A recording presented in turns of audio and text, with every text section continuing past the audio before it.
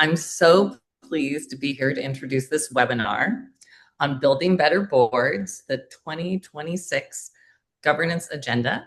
This is a joint webinar with the Center for Strategic and Inclusive Governance, or CSIG, and the Pullias Center for Higher Education.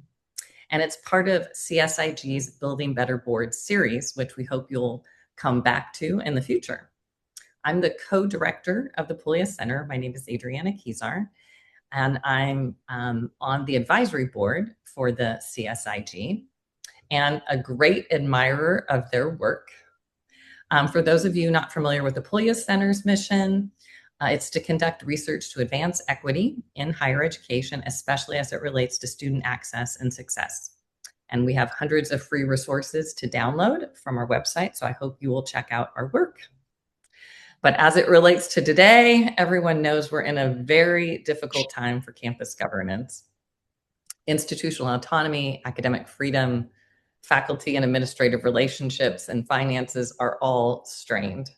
And this webinar convenes some of the nation's leading higher education experts to identify and discuss the top challenges institutions must confront in the coming year and specific strategies boards can use to safeguard institutional independence. I want to introduce Dr. Raquel Rall, who will kick off the webinar, and thanks everyone for being here. Thank you so much, Adrianna. So good morning, good afternoon, everyone, depending on where you're dialing in from. And so we're excited that you're here with us today. I'm going to give you a quick overview, and then I'm going to step to the side because my co-chair and I were taking different roles today, and Dr. Morgan is going to be our moderator. And I'm going to man the chat and then do some wrap up at the end. But as Adrianna said, we're excited about this collaboration today. Those of you who know higher education know that Pullias is making its mark in so many different ways. And so we're so excited to be part of that conversation with them. Demetri and I have been thinking about boards, writing about boards, talking about boards for so long. And we just want you all, if you leave with nothing else, to understand that nothing can be improved in higher education and can last, right, and be sustainable without the involvement of boards, intentional involvement of boards. And so we're really excited to have a great panel. And I'm just going to give you their names, and then I will work to make sure you have their long bios, because these folks are very decorated, and put those bios in the chat for you all to look at. But first, we have Dr. Peter Eckel, who is now my new BFF. We've been on a lot of these things together lately, and so I've always been a fan, but who's a senior fellow and director of leadership programs at UPenn, the head program there at UPenn. We also have, and he studies, knows, consults, writes, authored everything about boards as well. And so he's a great thought partner in this. Then we have Dr. Yvette Gullatt, who has so many titles in the UC system that we just call her Yvette, and she goes by one name, right? That's what we call her. But we're excited that she's here because she wears all these different hats, but she is over, she's a vice president for graduate and undergraduate affairs for the UC. And she's also over, you know, those words that no one wants to talk about anymore: diversity, equity, inclusion, all these different things. And so because she has such a pivotal role, we wanted to make sure we get different perspectives when we're talking about what is the role of the board for this panel. Adrianna has already introduced herself, and so we're so excited that she's here. Director of Pullias, and she also is a juggernaut in trustee work and leadership and all those things. Shared equity leadership in her own right. Was on my dissertation committee, so wouldn't be here without her. So thank you, Adrianna. We have Jane Scaccetti, who's here, and trustee from Temple University. She's also on the CSIG board and has just been so gracious with her time, her wisdom, her knowledge to sort of share what she knows. And so you have folks who study trusteeship, folks who work with trustees, folks who are trustees, folks who, and all of them care about higher education. So that's why this is so important, and want to kind of just share with us what's the governance agenda for 2026. And then last but certainly not least is my partner, and not in crime, but in all good things, right? For the last, I feel like we've been writing together for almost a decade now, probably. And that's Demetri Morgan, who is the co-director of CSIG, but also an associate professor at the University of Michigan. And it's just been a great thought partner and collaborator over the years as we talk about trusteeship and boards. And we hope that you leave thinking about boards more than you ever have before. So I'm going to step aside. Demetri's going to step to the mic, and thank y'all for coming. Much, Raquel. I also just want to share my thanks to our panelists and to the Pullias Center and Adrianna for hosting this webinar. But I get the best job of the afternoon. I get to play Oprah a little bit, and I get to ask our great panelists really thoughtful questions that I think are going to help us cover a really vast landscape. And one of the things that was kind of cool too, checking the registrations for the webinar and seeing who was signing up. We have sitting trustees, we have board professionals, we have students, we have faculty, we have administrators, faculty senate. We just have a variety of people who really want to learn with you all and from you all, but are thinking about governance from a lot of different vantage points. And so one of the things that I'm really excited about for our conversation today is how we can kind of think across the higher education landscape. Obviously, you all have your own particular expertise and perspectives, but you also work with a lot of different people who see higher education from a lot of vantage points. And I invite us to kind of think expansively across, but also grounded in our experience as we talk today. So to warm us up, one of the things that I have been thinking a lot about is how difficult of a moment this has been. You know, some say it's unprecedented. Some say, they've never seen anything like this. And so I'm curious, just for your initial kind of hot takes, if you will, what are you noticing about governing boards in particular that you think is separating them, the good ones from the ones that are maybe struggling a little bit? What's the pattern, or what's the kind of thing as boards are navigating this particular moment? What's that characteristic or principle or trait that you see is starting to separate good boards from boards that are maybe still trying to figure it out? And we'll kind of dive in there to kind of see where you all are, and then we'll move into individual questions. But I would love to just go around and hear what you all are seeing at that high level.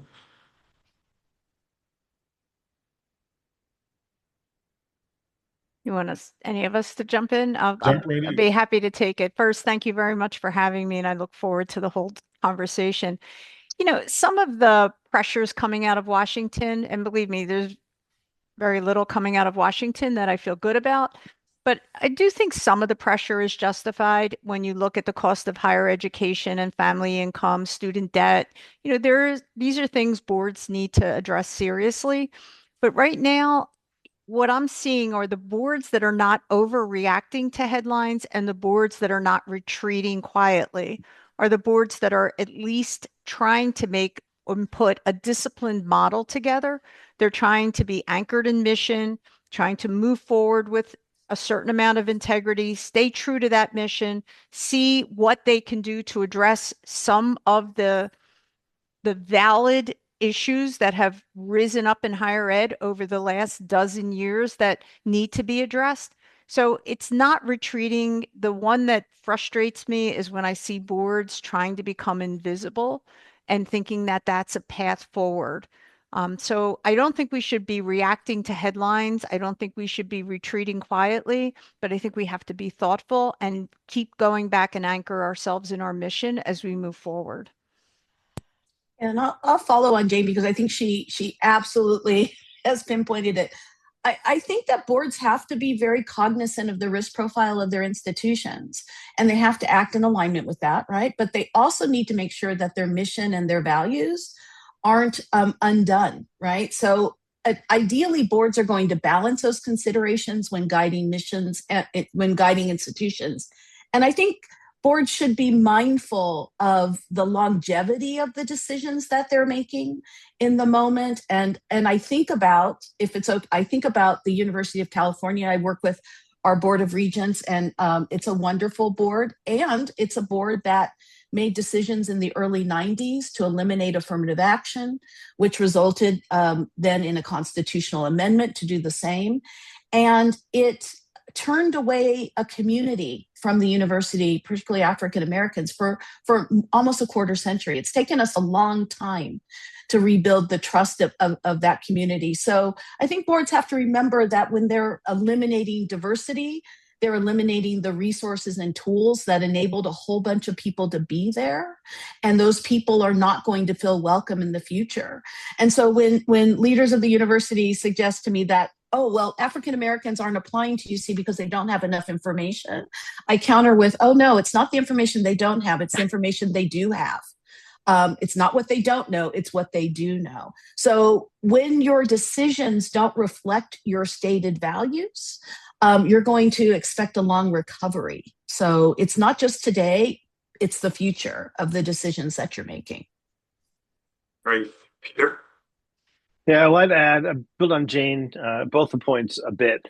I think when we see the boards that are performing well are those boards who are inquisitive, because this is a changing world. And so are they asking questions to make sure that they themselves have the up-to-date knowledge, information to be able to really understand these complex and fast-changing issues.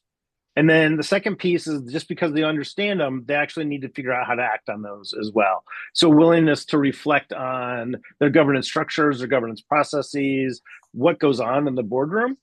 So it's both how do we create more responsive and fluid governance to respond to today's challenges or opportunities that may present themselves as well. But I think the point that both Yvette and Jane made also around being grounded in mission is also essential, that it can't just be the headlines that carry the day, but it's really understanding the headlines in light of who the institution is, is, and wants to be into the future.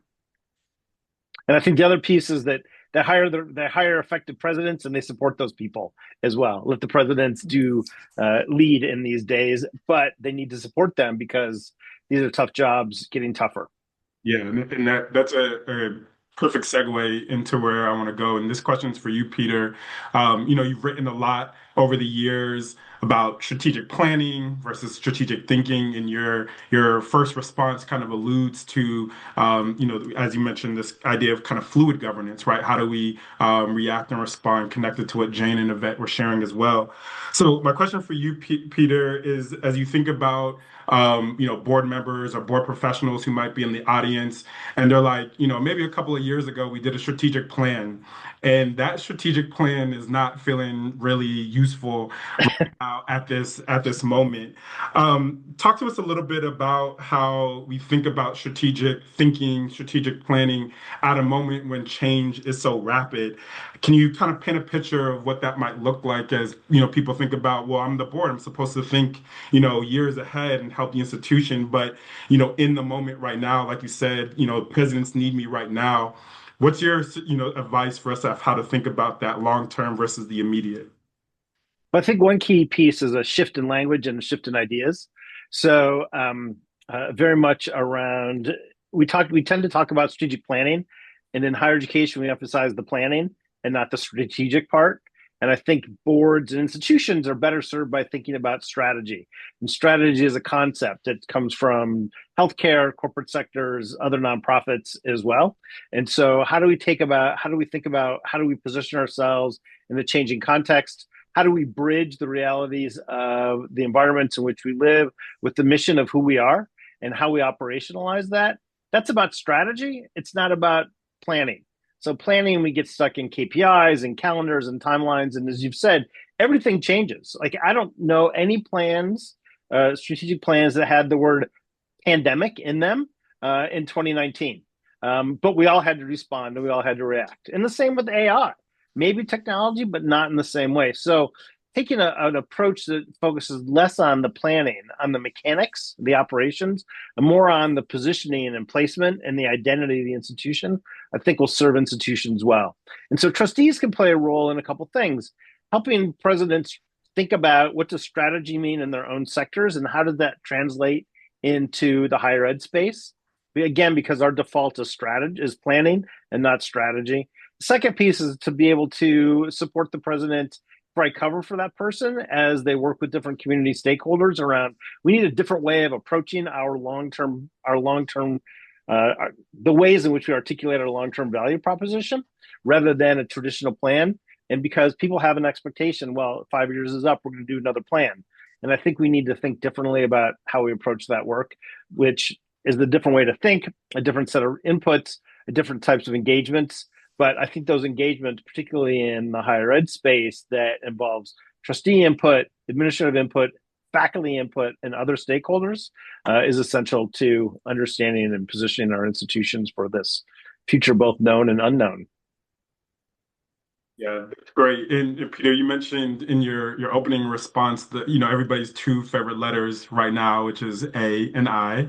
And so I want to move this next question to Jane. One of the things I've appreciated about getting to know you, Jane, over the last few years is that you're not a higher ed person per se in terms of having a PhD in higher education and being a faculty member, but you care deeply about higher ed and nonprofits, supporting the public good. But your background is in accounting. You have a very technical mind, which I really have appreciated and benefited from.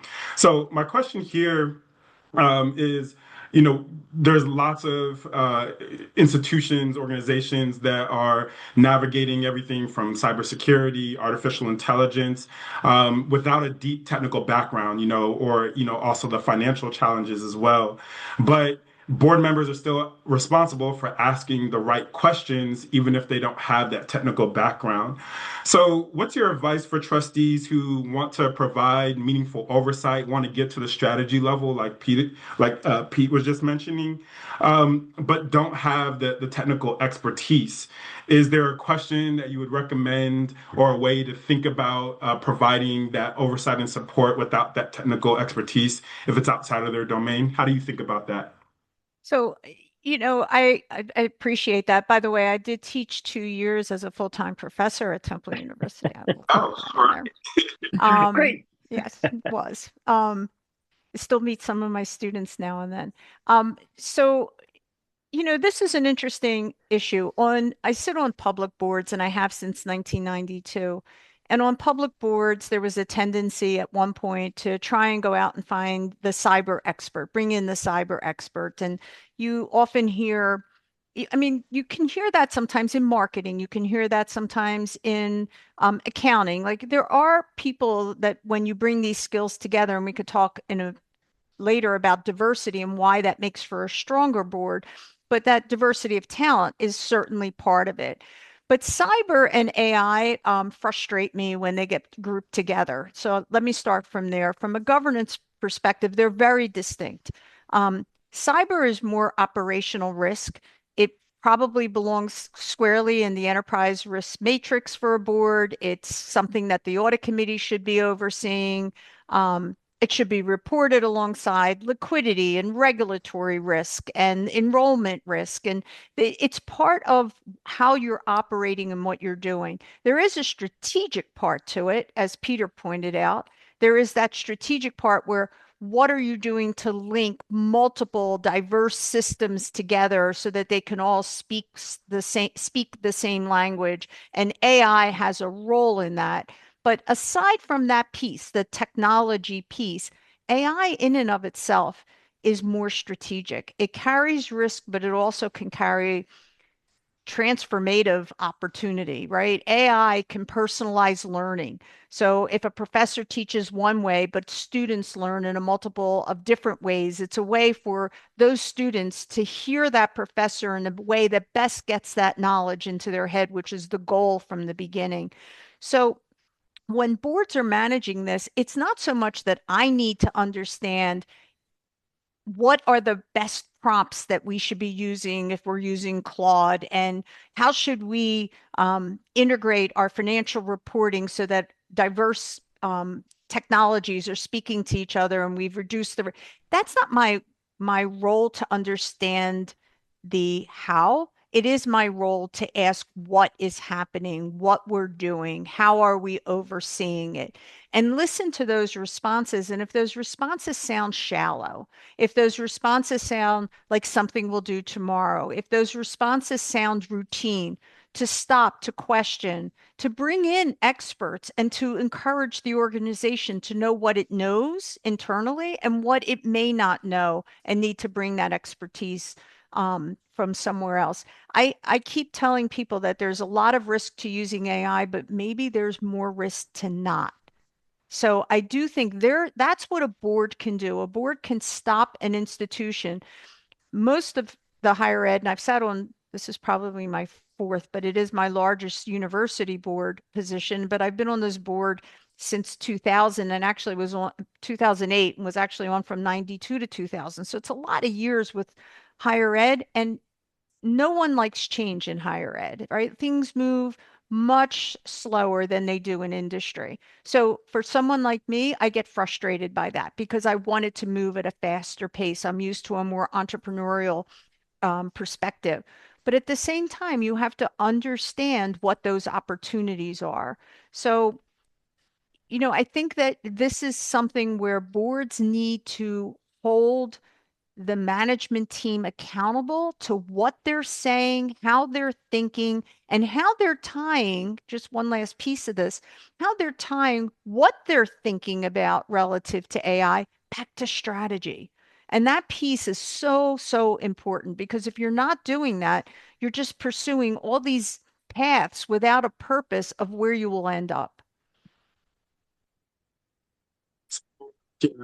And I'm turning to Yvette because I think this idea of strategy, of being intentional, kind of asking questions, is really important. But the topics are so complex. And so one of the things that we hear a lot about is student success, Yvette. And it shows up in almost every kind of strategic priority. It interfaces, Jane's example about AI was about a student success. Like, how do we educate and teach students in sort of new and novel ways?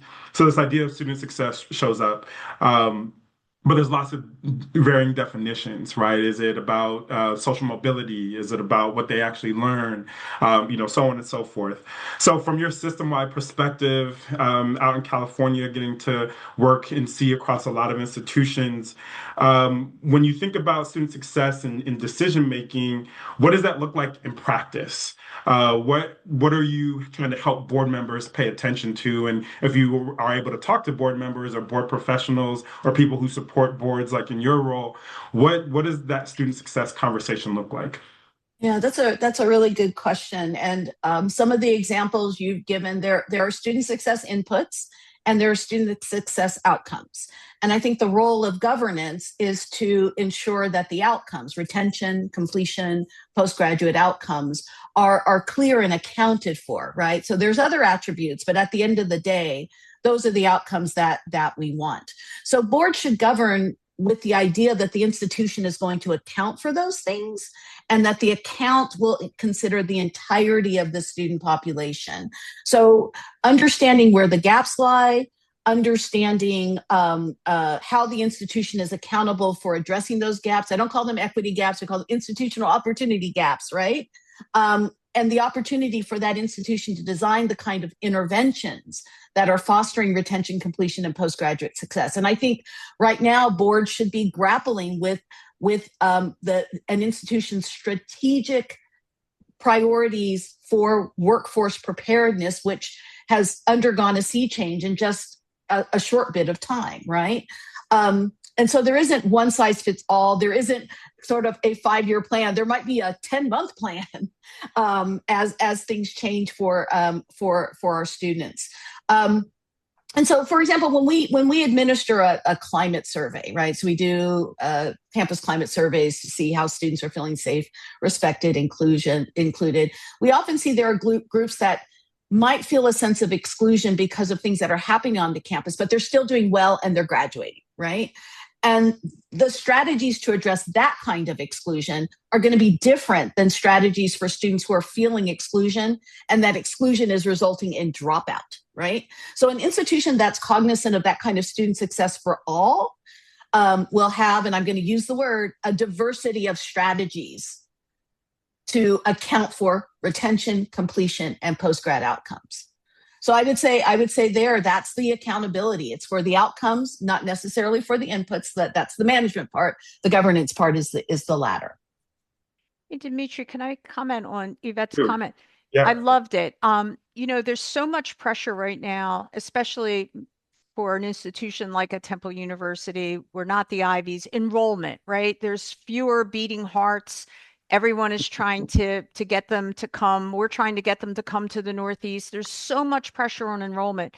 it really is helpful when management makes you think in terms of it's not just about enrollment, it's about retention and success of that student going forward, and how you have to chart that progress to really evaluate whether or not you're being successful and you're not just backfilling for those opportunities. And I really feel like that's something that boards need to stay focused on. Yeah, and I would add there is an input element around the question that I would ask as a trustee is, does the institution have the systems and structures in place to be able to get the data that Yvette and Jane suggested, and then to actually do something with that data when they have the findings? So that feedback loop as well. The boards aren't going to be doing that. The administration, the faculty, and the staff are going to be doing that. But the board should be asking those questions. And as student needs change, to what extent are these systems and processes and institutional habits keeping up with the new student demands as well, and student expectations? Yeah, and so I appreciate all of those follow-up comments too, because one of the things that this makes me think about, and Raquel has kind of published extensively in this area, but this question is for you, Peter. When we think about the idea of board composition, right? So who is in the actual board room matters a ton, and we know and have already mentioned demographic shifts and technology transformation, changing stakeholder expectations. So what does the mix of perspectives, one of the questions I get the most when I'm talking with folks is it better if boards are appointed or elected or self-perpetuating, or, I'm sure you get those questions too. So how are you currently thinking about board composition in light of what we've been talking about, right? Which is rapid changes, so much, in the strategy level versus management. Where does board composition come into the equation? Yeah, I think there's a lot of different pathways into the board or different doorways into the board. And most of those are beyond what institutions can impact. You have to get constitutional change in Michigan to move out of elected boards, appointed boards. There isn't the political appetite to change some of that processes. And you've got hybrids, Penn State, others that are a combination of stakeholder appointed elected boards as well. But I think it's much more around making sure, and Jane mentioned this earlier, diversity of perspectives on the board, individual disciplinary or professional perspectives, age diversity as well, I think is another important component on boards, to be able to bring those different perspectives and lenses into the conversation. But it's really, again, it goes back, I think, to willingness of trustees to be able to ask the questions of, what do I need to know? What do I need to learn to be able to be an effective trustee? And I think another question that we ask a lot of, if you're here with expertise, wonderful, but how does that translate and transfer into the boardroom? Because it's not always simple and not always consistent. So I did a roundtable this morning with a set of chief financial officers around what's the financial information, how do boards govern the finances of universities better? And a key piece that they said was, it's important to have people with backgrounds in finance, accounting, but they also have to realize that just because that's where you spent your time, it's not a simple translation into those boardrooms as well. And so, again, it's that willingness to translate and transfer their own knowledge set that is an important skill set, but it needs to not just be an easy bridge. And it can create some overconfidence. I've spent 30 years in public accounting firms. Jane, this is your area. Higher ed, we count differently than other sectors, and you need to recognize that. And I'm not an accountant or a CFO, but Peter, it's Jane, so you can talk true. more about that too. Yeah, Peter, it is so true. And I will tell you, it took a few years before I really could understand the difference. And it's not fund accounting, nonprofit accounting. It is a fundamental difference in how that works. However, I will just add one other thing, and Demetri, you know where my heart is on this. I am very frustrated by the lack of transparency in higher ed on who sits on the boards. I also have a role. I sit on a small advocacy group called Women's Nonprofit Leadership Initiative. And we try in the Philadelphia region to track every 3 years, what does the gender and diversity look like on our local regional boards, and to get that information. And we're just doing our 3rd year now, and we probably had 50% less people volunteering just to offer in total, not saying Jane Scaccetti, white female, but just saying, what is the composition of the demographics sitting on your board? Just refused to answer. And that is just shocking. So how will you get the diversity of thought? That's not even addressing age, qualifications, financial sensitivity. And I can tell you, having sat in those boardrooms, how it benefited to understand why no one was signing up for the Medicaid version of healthcare. I chaired the Temple Health System for 5 years because the sign above it said free care. And it took someone who had no insurance at one point to say, my father would never have gone to sign up for that. Can we change the name? And we saw our enrollment go up, right? Just that way and sensitivity of a life training. And yet the transparency of who sits on higher education boards remains a mystery. Point is a really important, sort of point, and I really appreciate your putting a fine point on it, Jane, too, that this board composition question is one of those things that's important, but maybe in the moment doesn't feel urgent because there are so many other things. But I think continuing to locate how it plays out in the boardroom is really important. Jane, I want to come back to you and stay in this kind of conversation because we know one of the most difficult types of conversations in the boardroom is around finances. You already mentioned, sort of Temple, like many institutions, thinking about enrollment and the enrollment pressures that exist. For other types of institutions, it might be the loss of grant dollars in federal indirects, right? Regardless of kind of your choice, we're always thinking about the dollars and cents of it. And so I'm curious how you encourage yourself and other trustees and those that work in and around boards to think about these conversations that both honor the reality of what's going on, but also think about the human impact. And you already started to take us there on the board composition side, but what does that look like when we're talking about finances and people are worried about, closing programs or shutting down majors or having to let go of staff, really tough financial challenges. How do you honor that tension in your own work or encourage others to think about it? It's a great question, and it speaks to what Peter was talking about in educating the financial side of this. I can't tell you how many times I've sat in the boardroom and heard that we need a 20% cut across the board, as if what we should do is go to every college and just tell them to cut 20%. And I have also seen where that has been encouraged, almost makes my blood run cold. You can't respond with a blunt instrument like that. You can't attempt what needs to be a surgical adjustment to, walking in with a hatchet and not expecting to damage the institution. So the approach, these are difficult times, right? There are funding issues. There are cutbacks in research dollars. There's a whole host of reasons why we need to be fiscally responsible.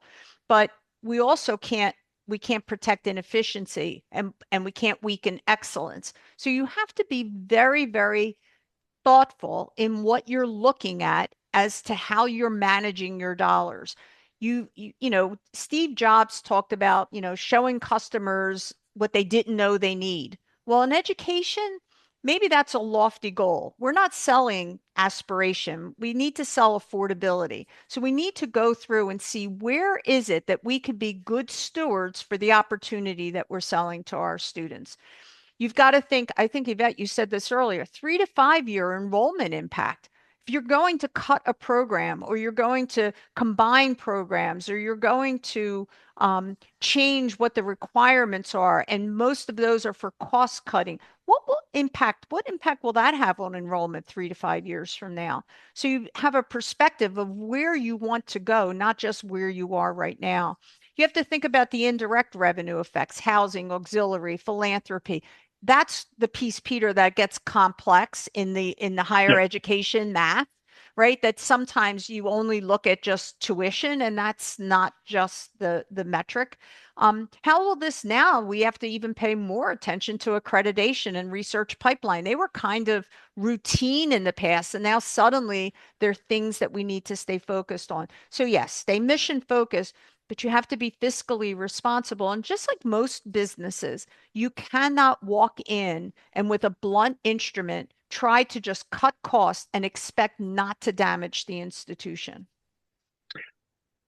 So if I can jump in here. So I'm very pleased to hear a trustee talk that way, because oftentimes what I see in boardrooms is a corporate mindset, and I'll talk about private equity in a minute mindset, is let's just run the numbers. What are the loan enrollment programs? We're just going to cut those, done, move on. And so it's a very much a numbers-driven approach instead of a mission-driven approach, or understanding all the interconnected aspects of this. Like if you've got no philosophy majors and you cut philosophy, what signals does that send regarding mission? But also, what's the impact on general education and your distribution requirements and all the ways that universities are interconnected?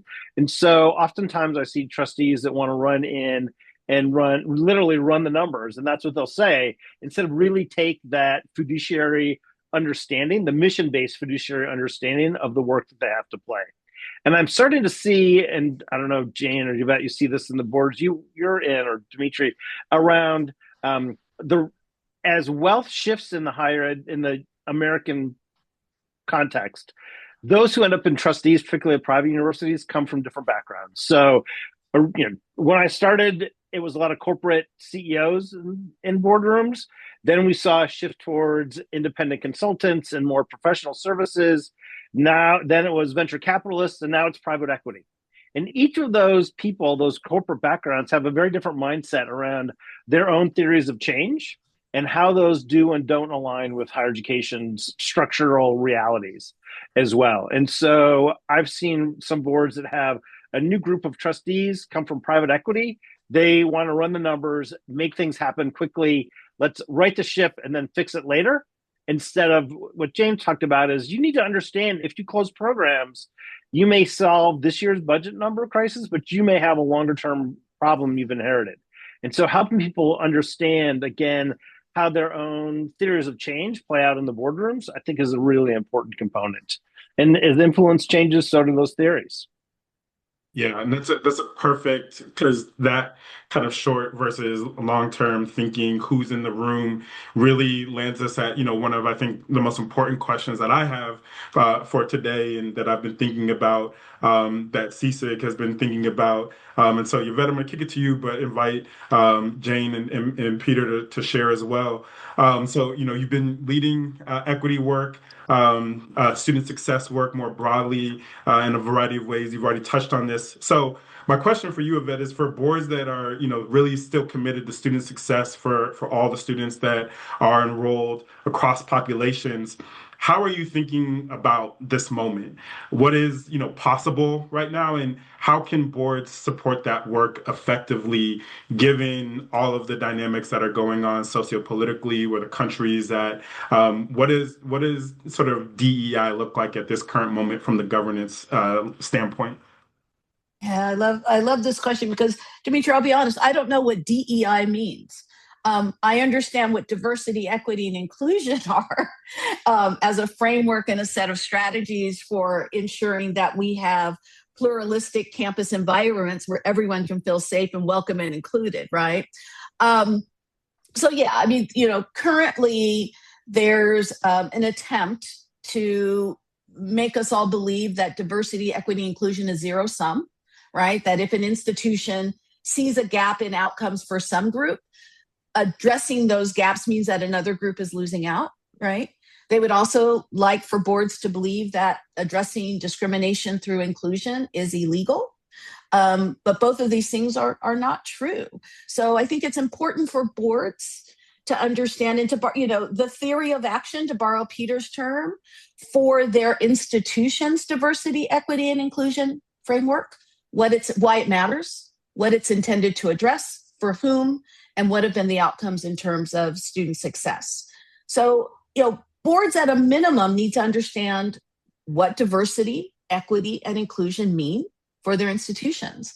They should understand the legal contours of civil rights and understand at a nuanced level that diversity, equity, inclusion, and notice I always say the words because they are not the same thing, But also, they're not just nice to do, they reflect institutional fairness. And for students, it's a retention and completion strategy, right? And so understanding that strategy for completion and how it engages diversity, equity, inclusion, I think is important for boards. So I think boards can have a really important role to seek evidence before making decisions, to understand where the legal landscape is and what is different between that legal landscape and the claims that the federal administration is making. And I think that they have a role to help their institutions, their presidents have cover by requiring the review of all of the efforts to make sure that they comply with the laws as it currently stands. I think institutions should continue to do their legal work while reviewing the things that they do to make sure they stay legal. But I think it's important to understand the difference between what the administration is saying, what institutions are doing, what's lawful and important and critical to keep doing, because you have an obligation to not discriminate as well, and then help institutions move forward with the evidence, not the anecdote of the current day. Really appreciate that. Peter or Jane, anything to add from how you all are seeing this topic? Yeah, I would underscore Yvette's point around data. That goes back to Estella Benjamin's important work around data should really be framing and driving these conversations. And that's what boards want to see, is what's the data. And then the follow-on is, and what's the system structures and approaches in place to be able to address where we see these data. And then what's the next set of data that that the institution is going to collect, present to the board. So it creates the feedback loop for action, a sense of internal accountability, external accountability, and also I think, as Yvette is implying, also signaling. What are some of the values at the institution? Because what the board chooses to focus on has not just operational, but also cultural and symbolic importance beyond the boardroom. And the only thing I would add is by providing that data and that focus, if management is doing that, it stops the board from creating it on their own. And that is really, really important, because if there is this vacuum, boards will create their own ideas as to what that should be and shouldn't be, and that is not based on data. So it's important for management to control that conversation, allow the conversation to take place, but control the foundation by which that conversation will take place. The last question I have for the panel before we move to questions from the audience is this idea of shared governance, right? And you all have alluded to it throughout our time. Boards do not act on solely by themselves. They're in relationship with a number of stakeholders, but really challenging times place a lot of pressure and tension on shared governance. And so, for boards that want to maintain trusting relationships with the chief executive that they appoint, for faculty leaders who are working and interfacing with boards, what's advice that you have for shared governance in this moment? What does that look like? How should we be thinking about it to help sustain it? Because that's one of those sort of higher ed math things too. That's a little bit different than other sectors and other spaces. And so would love for you all to kind of give us some insight into that before we move to questions. I'm going to jump in, because I've got to tell you, this was and still has a certain amount of opaqueness to it as a board member, right? Like, you're trying to understand what shared governance is, but it really became evident for me. We were going through a transition between presidents, and we had a transition with a president for less than 2 years. So we needed to understand it. And I'm more evidence driven. So I went back and looked exactly how we did the whole process of bringing in this president, and then saw where those little foot faults were. And one of the things was we weren't listening. So we started these listening tours, and we met with faculty, we met with deans, we met with the faculty senate, we met with parents, we met with students. It was eye-opening. Absolutely eye-opening. And in all the decades I had served on higher ed, it was the first time it had ever been done. And what we learned was so valuable that I really strongly believe that you need to require boards not to serve in isolation. That doesn't mean that deans go and grab a board member and tell them what they're talking about. That is not what I'm talking about. We met with them in groups, right? Faculty Senate, all of the deans, right? We listened, and we listened without really commenting. So we took away more than we were giving back. But that was a rich, rich fertilization of the topics and the thoughts that took place in the boardroom.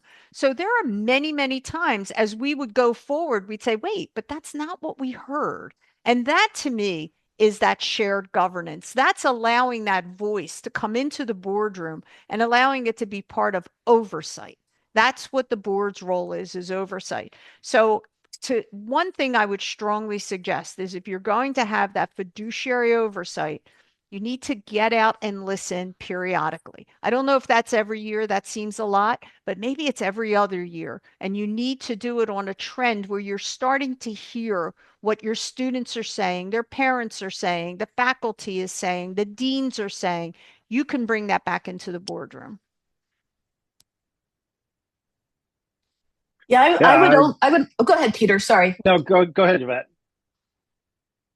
I would just say, voting matters. And I say that as someone who talks a lot with students and faculty about what role and how they want to share that perspective. And so, when students and faculty have voting privileges on the board, we have our student regents, we have our faculty representatives. That advances shared governance for them, as well as delegation of key responsibilities to our faculty has been an important part of shared governance. So our faculty are delegated responsibility for admissions and for curriculum, which validates for them that there's an authentic commitment to shared governance in the actual practice of the work. But I know when I talk to students and faculty, voting matters, the ability to have a voice in the decisions of the board. Yeah, I would say more well-informed boards are better boards. And so finding ways to bring different voice and perspectives into board work is important. It's essential, though, around how parties frame these issues and frame this work, and the ways in which faculty, students, other stakeholders present themselves to the board as well. I worked with one board where the role of the faculty was to relitigate every administrative decision they didn't like. The board was like, this shared governance is not helpful to us. Finding ways to frame the questions around what are the strategic issues? How do we as a community address issues of inclusion because the rules of the game have changed? What's the future of technology? What's it going to mean for how we learn, the risk factors? All of those are wonderful questions to get lots of broad input in. So how those questions are framed, how people are invited into the conversation, and then how people behave in those conversations are going to matter. A place where the faculty show up to be very engaged, constructive institutional citizens are going to be invited back, and the board's going to see more value than those who are there to say, we didn't like that question, or we didn't like that decision, or this decision, or the other decision, or the other decision. That's the type of stuff that doesn't really add that constructive institutional perspective. And I think that's what boards really want, is that more comprehensive, constructive institutional perspective. Come to us, if I'm speaking as a trustee, as an institutional citizen, and let's talk about your perspectives, your issues, the ones that Jane and Yvette have put on the table as well. Yeah, for really one of my favorite things when I'm talking with faculty is to make boards more humanized to them. And when I'm talking with boards, I try to make faculty more humanized to them. And it's exactly that idea that we're an ecosystem and we really need each other, but it can be contentious at times. And so these are really helpful refrains. So I'm going to invite Raquel back. We have some questions in the chat, and she's going to be our MC. Well, let me just say, this has been amazing. The governance nerd, my self-proclaimed governance nerd, and me is like, yes, this is all really good. Yes, more on this, more on that. And y'all really vibed well together. So I'm going to ask our first Q&A, and I put that in the chat for our panelists as well. And definitely, welcome. Adrianna, if you have words on this too, definitely chime in. But the first question is from Zaria. So thank you, Zaria. The decisions governing boards make affect students, right? And I think we heard that from all of y'all. For boards that do not have mechanisms and forums to hear student concerns, and I'm guessing this is formalized mechanisms, right? How would you suggest student advocates approach higher education governing boards to build connection, respect, voice concerns, and elevate solutions? So Raquel, I know one of the things you have to be concerned about, at least as a trustee, is you don't want one-offs, right? Like you don't want to walk in and say, hey, I heard, right? Because they are anecdotal and you don't know how far and how deep the situation is.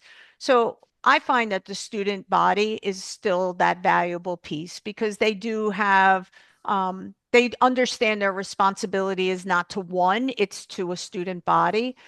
We do have a student representative, non-voting, but we do have a student representative. We do have a faculty representative, and they are helpful. And there are times when the trustees will go back and push on something and say, that feels isolated. That feels like one off. Tell us more about it. So I think you have to reach down if you're not getting that provided to you. And what's important is what I think is implied in this, which is that you remind your trustees that they need to hear those voices.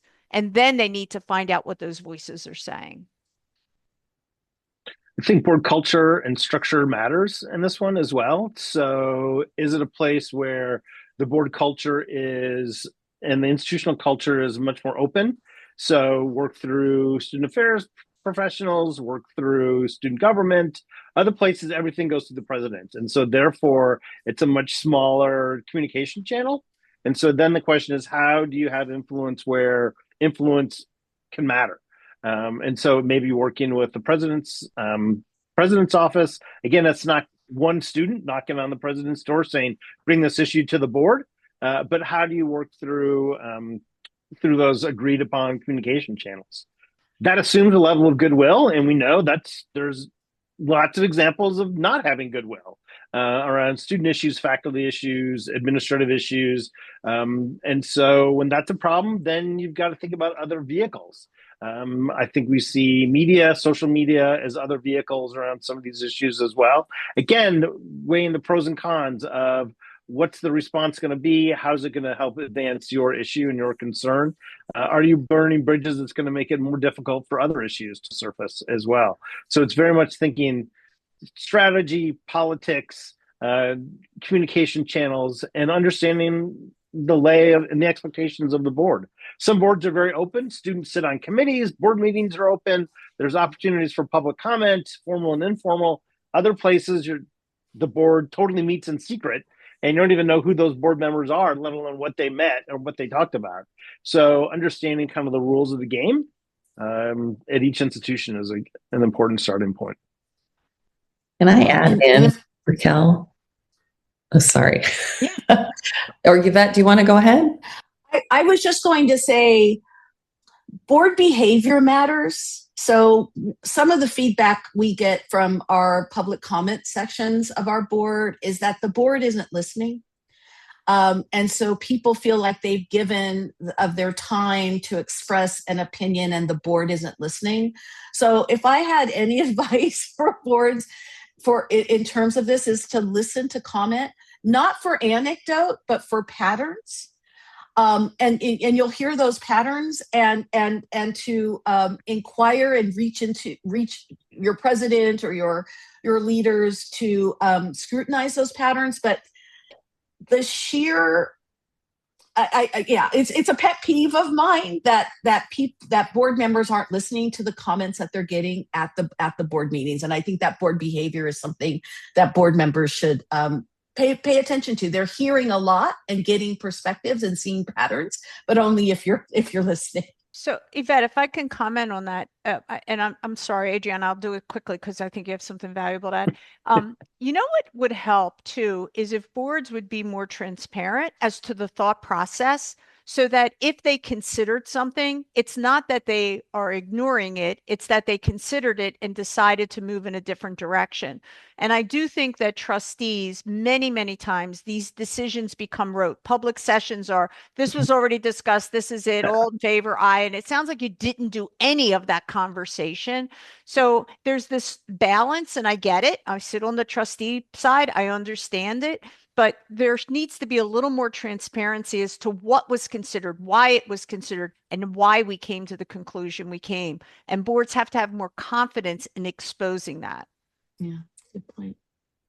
Very quickly, I'll just add on that I think the healthy boards I've seen combine the data that you all were talking about in terms of student success, diversity, equity, and inclusion, but then combine it with the student voices, the faculty voices. They get a much better, richer understanding of the data, because the data alone really don't fully speak the story of what's going on. And I think that the ways that the board staff, the chair of the board, like people who can create a culture around what is the kind of information that we routinely look at. And I think, you all were commenting about routinely getting out and hearing voices, but I think too often that happens in an informal way versus sometimes like you can bring a set of voices to go with the data. So let's dive deeper into this data with student voices, faculty voices about what's going on. And so I just wanted to offer that up as a way to kind of pull together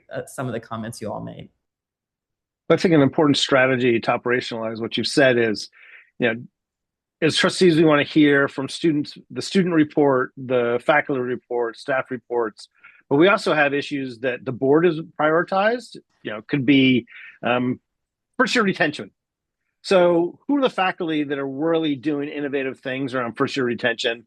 What are the student experiences? So what's the data around first year retention? Let's have a session, a panel, a session, a working session around first year student retention that bring those voices in to demonstrate those opportunities, provide that opportunity for Q&A. So it's both a supply and demand type of set of conversations between different institutional stakeholders.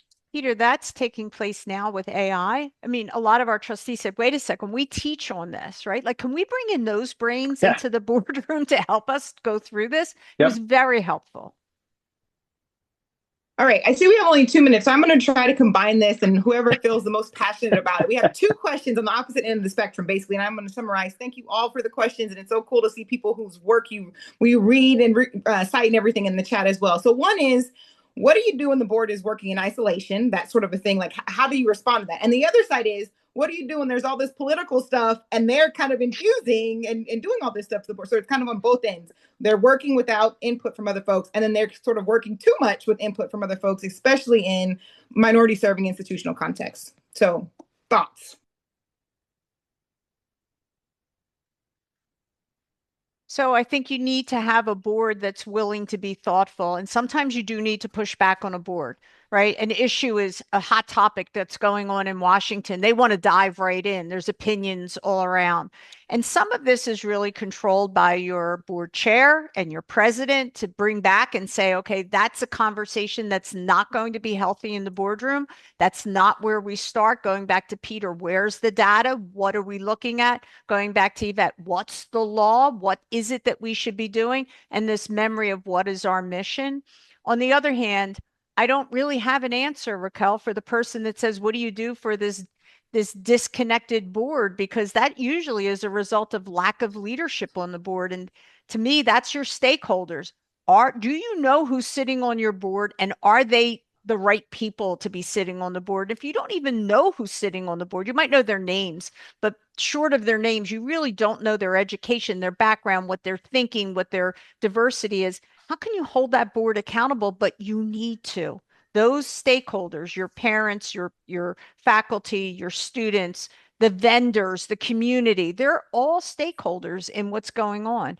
The harder one is the disconnected board, I think.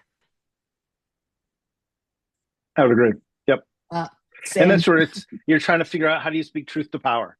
And what's is it the presidential channel? What's the problem? who owns the problem. Is it the board? Is it the president? Is it an old operating system? The board got burned by being open 25 years ago, and it shifted a different approach to policies and practices. How do we review that? I think it's finding ways to get information in front of board members. Board members, they pay attention to what goes on in the media about their institution. So write an op-ed about, if you can get it published and that threshold of public dialogue, board members are going to see it. You can decide how important social media is, but if it's in the local paper about your board or about your institution, you can bet board members are going to see that. All right. Well, the time is up, folks, but it was such a great time, engaging, listening. We could talk about this for a long time, and I hope. Yeah, I thought we had like 6 more hours here, Raquel. Like, this is just the start. This is the warm-up one. I know, and we got to continue these conversations, right? Everyone else does too. You got to find more passionate panelists, though. Obviously, right? People who have nothing to say. So it's like Jane said, we need to continue the transparency, open up all these things, and I hope these conversations will continue. So we want to say thank you to our panelists. Thank you to y'all who came. We put in the chat links for CSIG as well as the Pullias Center. So continue to follow those who are doing great work. We will follow up, and by we I mean the tech savvy Demetri will follow up with the recording and all these different things. I'm the organizational mind. He's more of the tech mind. All these different things. But we work well together, and so we're just excited about this to continue this work. When we started, a lot of folks said there'll never be funding for this. There'll never be support for this. And boy, has it changed. Lots of folks are thinking about boards, and we hope more and more people are looking to boards, and we continue to make friends in this space. And so we're so thankful for that. Shout out to Felicia Commodore, who does this work with us. I see Valeria in the chat, as well as Yolanda, who's been helping us with C6. So thank you to everyone who continues to encourage us, even when sometimes folks don't seem to be talking about boards, but we know they have to be part of the equation. So we hope you have a great day. Feel free to reach out to us. We're going to continue the conversations going, and check us out for our next Building Better Boards webinar whenever that hits, and Demetri will let us know. So. Thanks, everyone. Thanks, everybody. Bye. Thank you. Bye-bye. Thank you.